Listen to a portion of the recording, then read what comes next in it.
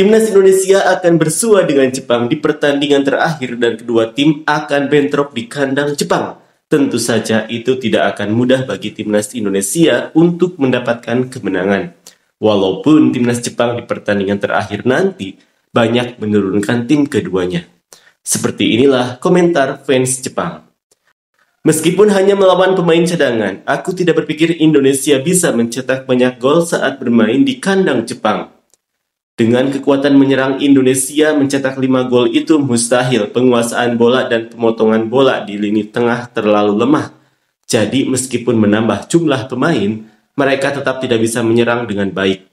Satu-satunya peluang mencetak gol mungkin hanya lewat serangan balik panjang dari lini belakang. Apa kalian sudah lupa kalau Maret lalu dibantai habis-habisan 1-5 oleh Australia?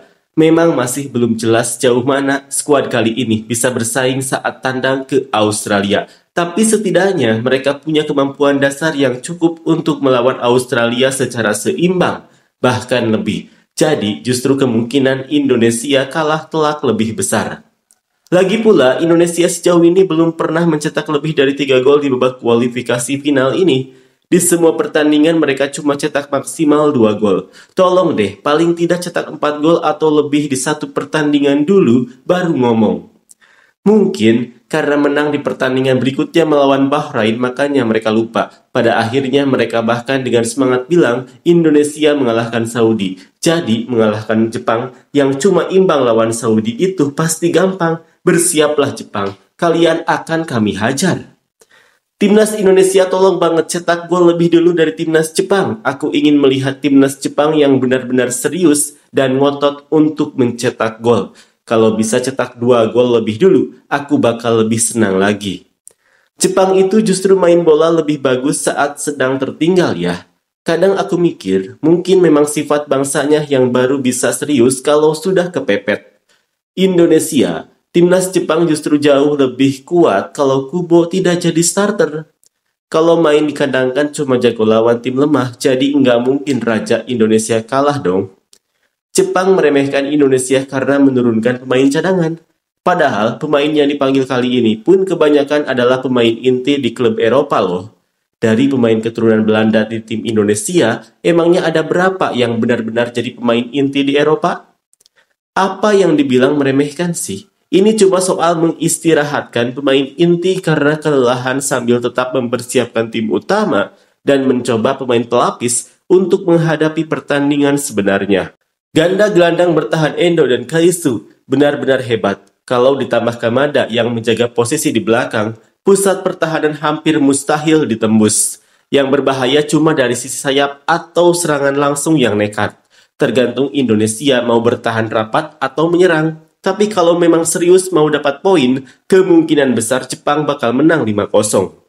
Kubo, Sano, Endo, Nakamura, Kamada, dan Machino ada tapi disebut pemain nggak terkenal. Pemain-pemain Raja Indonesia itu malah cuma pemain yang prestasinya biasa-biasa saja dan nggak dikenal. Terus katanya kelas dunia apa coba? Kayaknya cuma kumpulan supporter amatir yang nggak ngerti bola tapi cuma punya nasionalisme doang. Nomor 10 Indonesia, 1 gol di Championship, top scorer Indonesia di Eropa musim ini, 4 gol di Denmark. Tunggu saja, para pemain yang berusaha jadi starter dalam setahun ini bakal membantai Indonesia habis-habisan. Ini masalah beda level tujuan dan kesadaran, bukan soal meremehkan atau tidak. Indonesia hanya punya target lolos kualifikasi, sedangkan Jepang targetnya juara. Tentu cara main dan persiapannya beda, mungkin sulit dimengerti. Maaf, tapi tingkat kesadaran para supporter juga masih rendah. Berharap itu hal yang baik. Melihat kenyataan itu lebih baik lagi. Menatap kenyataan, mencari tahu apa yang harus dilakukan selanjutnya, dan mempersiapkan diri untuk berikutnya adalah yang terbaik.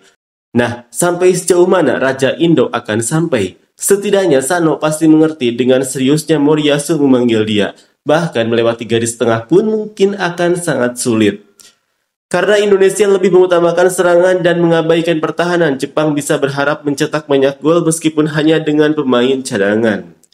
Ya, itu sih wajar-wajar saja, tapi sejak pertandingan kedua, babak kedua, jumlah gol yang dicetak semakin sedikit dibanding laga sebelumnya. Bukan karena benci Indonesia, tapi aku ingin Jepang menang dengan selisih setidaknya 4-0.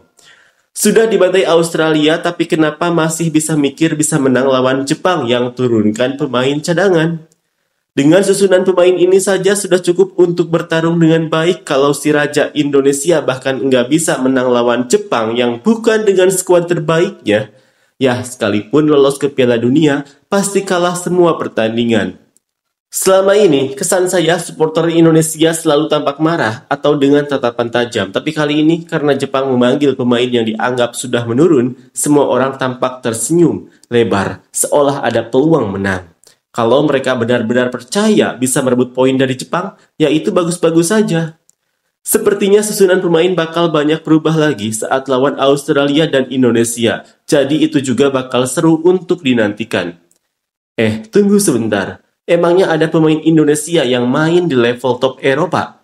Aku sama sekali nggak tahu siapa tuh. Masa si Raja Indonesia dengan susunan pemain seperti itu dibilang setara level top Eropa? Itu pasti cuma bercanda kan? Kalau orang Jepang nggak akan pernah terpikir untuk berharap lawan menang. Karena ingin menang, aku nggak pernah lihat ada yang bilang semoga kalah lawan Meksiko atau Amerika Serikat. Bisa dibilang dua pertandingan ini yang paling aku tunggu di kualifikasi Piala Dunia kali ini secara pribadi. Tidak mungkin pemain timnas Jepang main setengah-setengah. Mereka pasti berjuang keras untuk mencetak prestasi demi bersaing menjadi pemain inti. Dan mungkin akan berusaha mencetak selisih gol lebih besar daripada pertandingan pertama. Apalagi media Cina dan lain-lain sudah meledek dengan bilang ini tim kedua atau ketiga. Jadi motivasi pemain yang dipanggil kali ini pasti sangat tinggi.